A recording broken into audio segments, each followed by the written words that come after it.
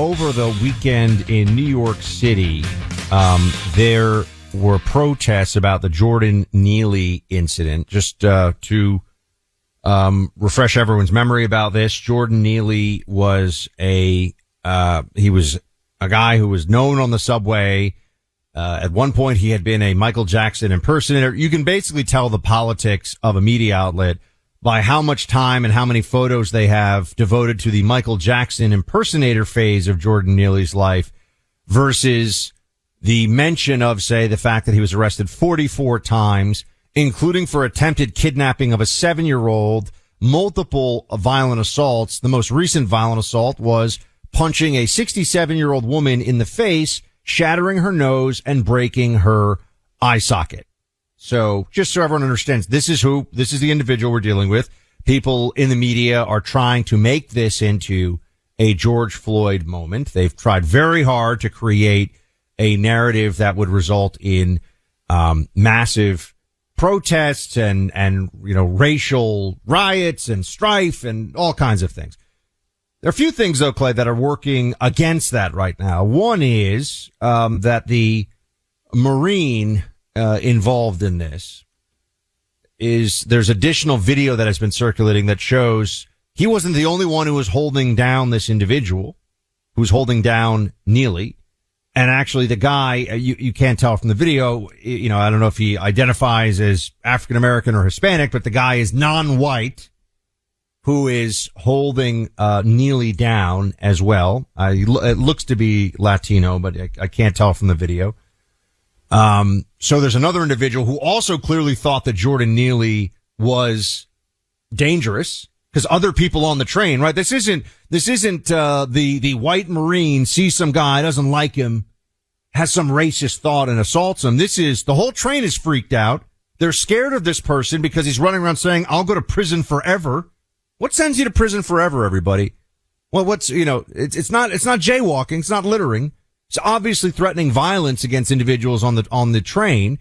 So other people thought that, the Marine, Penny, I believe is his name, that he was also acting to create a safer situation than what was going on before he stepped in.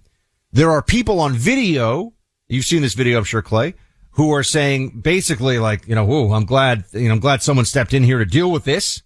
Other people on the train. And then you also see, the Marine and the other individual, unnamed, I think at this point, with him, turning Jordan Neely onto his side, calling for an ambulance, trying to make sure he's breathing, trying to revive him. They were attempting to neutralize what they thought was a threat. They were not trying to just hatefully murder somebody or lynch. Remember, that was the term being used last week. You're not hearing that as much now. You're not hearing the AOC wing of the Democrat Party making such outrageous accusations absent fact, at least not with the same vehemence they were a few days ago. Clay, there haven't been charges brought yet. I don't want to get ahead of it, but I am hopeful that there will not be charges brought against this Marine. And I think that the city of New York has enough people who are fed up with, you have to just live with this.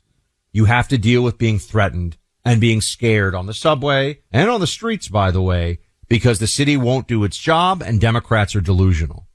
I saw a good tweet, Buck, and I wish I could remember who sent this, but they basically said that being in a big city now is like being in a prison yard, and you just try to avoid making eye contact with the wrong person. And that is a sign of what we have allowed our cities to become, that if you see someone who is potentially engaging in violent or predatory behavior or threatening such, the best thing that many people do is just avert their gaze and hope this individual doesn't become fixated on them for some reason. I think this is all collapsing. I think they tried to have BLM 2.0, building off of the George Floyd incident, another black man on the ground with a white man on top of him. And I think the larger context here is reflecting that this guy is not going to be the new victim. Partly, I think, sadly, Buck, it's just a function that this didn't happen in 2024, because it's amazing how often BLM seems to rear its head just in time every year for the presidential election cycle, right? You had the Ferguson incident rattle rise up. I know Obama was president at the time, but it was leading into the new election of 2016. Then 2020, we get George Floyd. They need the storyline to be there in 2024. But I also think, Buck, there are more people willing to speak out and not as fearful about running afoul of BLM, such that they're not just all bending the knee and claiming that this is some evidence of systemic racism like they did with George Floyd.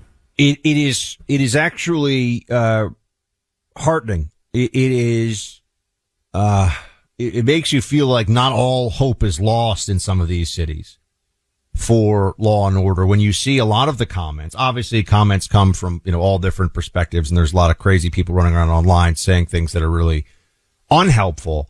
But you see a lot of comments where people have just had enough. Yeah. They are sick and tired of, whether it is in New York or it is in Portland or it is in Los Angeles or it is in name a city that is going through a crime spike that has lasted now 3 years, really a crime wave or a change in the status quo. People are saying that, I'm sorry, I don't think that it should be normal that you have people who just get to terrorize everybody on the subway every day. And as long as they don't murder somebody, it's no big deal. No, it actually is a big deal. Parents shouldn't have some maniac who, this is common. I'm going to say this from my time on the subway. You often have maniacs who also smell absolutely horrible and you can tell have not bathed. I mean, so you get a sense these people are insane. I mean, they're deeply, when someone hasn't bathed in many months and is shouting profanity and is, spitting at people, you're not dealing with a well individual. You don't know if that individual that time is going to finally cross the threshold from just shouting and threatening to stabbing somebody in the face with a screwdriver. This stuff happens. There were over 900, I believe the number is, close to 1,000 serious felony assaults on the New York subway system last year. Only 365 days in a year. Yeah. Now you say, okay, well let's say it's 900 victims. And that's just what's reported, by the way. What about everybody else who was in the car? What everybody else who was on the platform who saw that and then had to go to work the next day, had to be on the subway the next day, maybe had to take their kid with them and hope that the same maniac who maybe didn't get arrested wasn't going to show up and come for them. The libs who say, the crime's not that bad are delusional scum because they're lying, because everybody in New York City knows that this place has turned a corner for the worse in the last few years, and they've had enough. And that's why I think the mayor's office is not pressuring Bragg Clay to bring charges here. If anything, I think he's saying, you better be sure you've got this 100% slam dunk and they don't. The video shows they don't. They couldn't trust a jury of New Yorkers right now to send this guy away, which is a good thing. I'll also point out many of the people saying it's not that bad on the subway. You have to deal with this level of discomfort. One, are rich. Two, often never on the subway. Yep. Three, a lot of them in the public arena have their own security details. AOC, who had basically called this a murder immediately, and then you had who was Rashida Tlaib, who was the one who called it a lynching? Ayanna Pressley. Do you think there's any way, Buck, that either of these individuals would go on the subway as women without any security at all? Is there any way, both in D.C., where there are congresswomen, or in New York City, where they might be, obviously AOC represents parts of New York City, any way imaginable either of those women would go on a subway by themselves? I don't think AOC would. I mean, I bet Ayanna Pressley, 0% chance that she would too. And, Cori Bush, who has been so outspoken about defund the police, and then it comes out, spends hundreds of thousands of dollars on her own security detail. Why do all these people lecture you? I mean, all of you out there listening, about what you have to accept as a citizen of the United States when they themselves would never accept it in their own lives? It's a great question for you, right? They won't get on the subway. They wouldn't go as individuals. They wouldn't feel safe, but they expect for you to.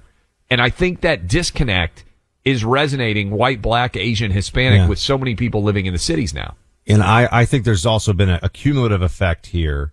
By the way, WOR NYC listeners, please, who are listening right now, my New Yorkers out there, if you have a story you want to share about this, or you just want to share your perspective, I mean, what do you think when you hear somebody like AOC or anyone else suggesting the subways are safe? This is just a right-wing talking point. I want to hear from you, because it's not I can speak from personal experience. It is not a right-wing talking point. It is reality.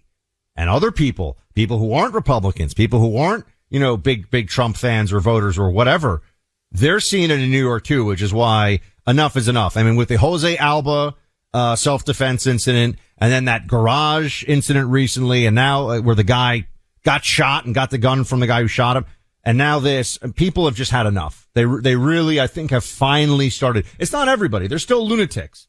And they live in, $3 million brownstones in Brooklyn, and they write for Slate.com or whatever, and they tell the rest of us how it's not that bad to be on the subway while they're not on the subway. But other people, working people who have to be there late at night by themselves, taking long subway rides, not just in Manhattan, they know what's going on here.